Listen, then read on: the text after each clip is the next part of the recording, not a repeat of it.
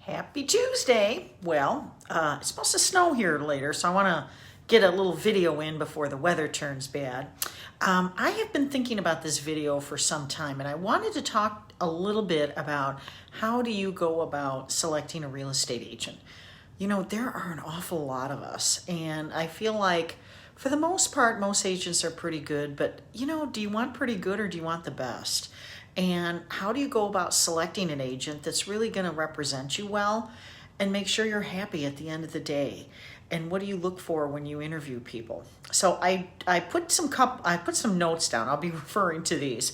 But what do you do when you go to hire somebody? So a couple of things that I thought, you know, if I'm going to hire an agent, these were things that I would think about. First of all, I think years in the business and experience is important. I don't think you need to have necessarily someone who's been in the business 20 years, but I think at least a couple years so that they have a good working understanding of the process, how the contract works, what to do when issues arise, how do you solve those, know the market, things like that. So I think certainly a couple years is good. I think as far as volume, I personally would probably like to hire someone in the 4 to 5 million at least range. That means they've had a number of transactions and they just are successful in the business and they kind of know the process. I think when you get into super busy agents that are doing 20, 30 million, personally, I would not hire one of them. And the only reason for that, I'm not saying they wouldn't do a good job. I just like to have personal attention. And if you have someone that is got 25 listings at a time, can you expect them to call you when you need that? Are you going to have to wait? Are you going to be dealing mainly with their staff because they're going to have assistants usually helping them? How do you feel about that? Personally, if I hire you, I want to talk to you. Don't want to talk to your assistant all the time. So that's just my own personal opinion. I think people kind of get drawn into this numbers game where they think, wow, if someone's doing 30 million, they're just going to sell my house for way over list price. They're going to have a magic wand. That's not always the case, and you may end up getting less of their time than you originally anticipated. So I think about that before you hire somebody. Do they know the local market? You know what? I thought about this. I had an open house at my listing on Sunday, and a couple came in. They're from the city, and they are working with an agent who is a city agent. And I said, you really, whoever you pick, whether it's me or anybody else, you need somebody that knows the local market. There are so many nuances in real estate that don't have to do with the contract. What about the school system? What's the difference between District 203 and District 204 in Naperville? Can you park your car at the Fifth Avenue station? No, you can't. You're probably going to have to go to 59. All the spaces are filled up there. How does the city work? What about our local parks? What about shopping? Where can you go for certain things? There are so many things in real estate that we need to have working knowledge on. And I think it's really imperative that we stay within our local markets. I had some clients a couple years ago that wanted to buy in the city, and I stayed with them, but I hired an agent in my office to help me because she knew the city a lot better than I did, and I just felt like I was serving them better. I'm sorry, this TV is in the background. I'm going to move this over here, kind of distracting. I ended up working with her because I just felt like they were going to be served better. So I think working with someone that knows your market is going to benefit you, whether you're a buyer or seller in the end. Particularly a buyer, I think, but even a seller, they need to know what's going on in the local market. I would say as far as selling, this is really critical. What is the agent's marketing plan going to be? I don't know about you, but real estate commissions are really expensive. On a $300,000 listing, if you charge somebody 5%, they're paying you $15,000. Now, you may not get all that because you have to pay the buyer's agent out of that, so you're getting half of it. But still, that's costing your client $15,000. You need to know, hey, what are you doing for this money? Am I going to get professional photos? Are you open to doing open houses? Will you do a broker tour? Are you going to follow up with agents that may have an interested buyer? These are all things that you need to know ahead of time. I have a 25-point marketing plan that details everything, and I'm actually willing to do everything. So, nothing is off the table for me. If my client is comfortable with that, I'm going to do it, but they need to know exactly what I'm going to do. And I think as a seller, you need to ask. You certainly wouldn't want to hire someone and then they come in and you think you're getting professional photos and they come in with their cell phone camera and they say, oh, no, we don't do those.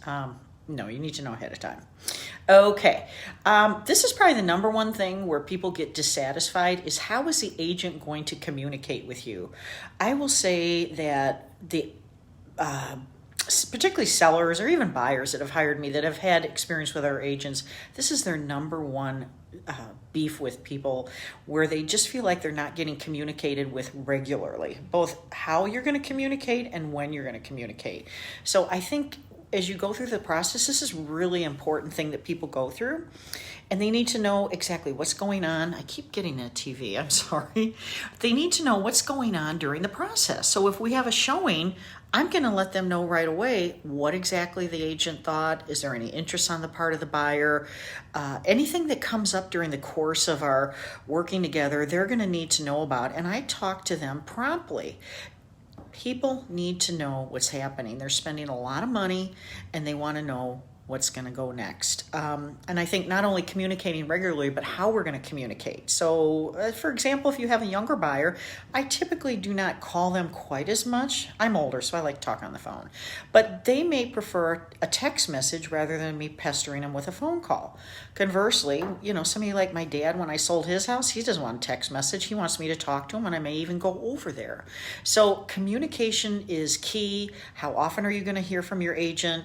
How late can it be if you want to talk to them? Do they take calls in the evening? Things like that. It's really important, and I think where people get upset with agents is they're not getting the communication they feel like they should. Very, very important in any business, really.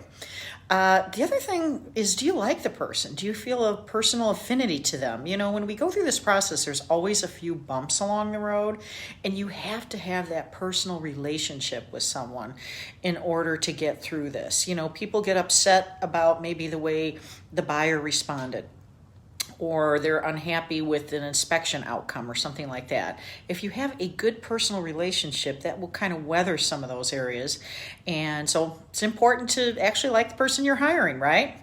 The other thing is seek referrals. If you've got somebody, a friend or family member that has used an agent in the past that's happy with them, by all means ask them and bring them in and interview them. I would certainly interview a couple agents during the course of this if you're going to hire somebody.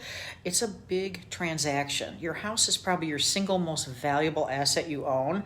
I think it's really critical that you hire someone from a pool of people that you've interviewed. Interview at least 3 people. That's what I would do. Make sure that you're going to be happy with that person that you select.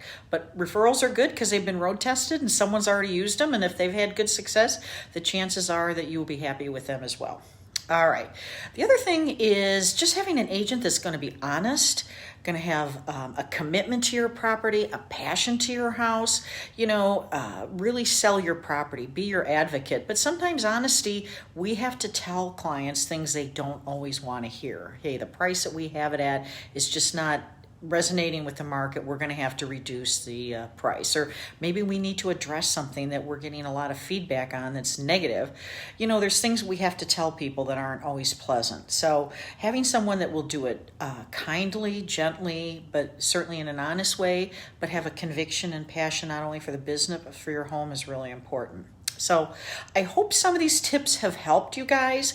If you have any questions about real estate, you'd like me to come by, take a look at your house, or just have questions in general, there's absolutely no commitment. You don't have to commit to anything. I'm happy to help.